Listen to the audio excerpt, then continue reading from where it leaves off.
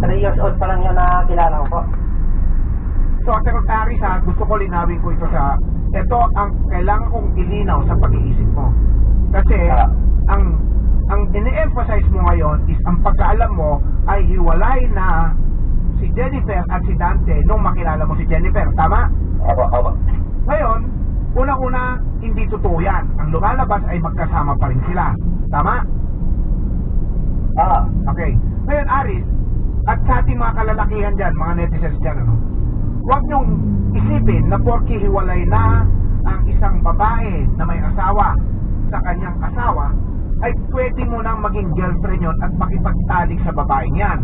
Dahil kahit siya ay hiwalay na kahit ilang taon pa, pag nakipagtalik ka sa isang babaeng may asawa at alam mong may asawa, adultery pa rin ang kaso yan.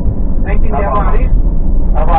So baka lumalakas kaya siguro baka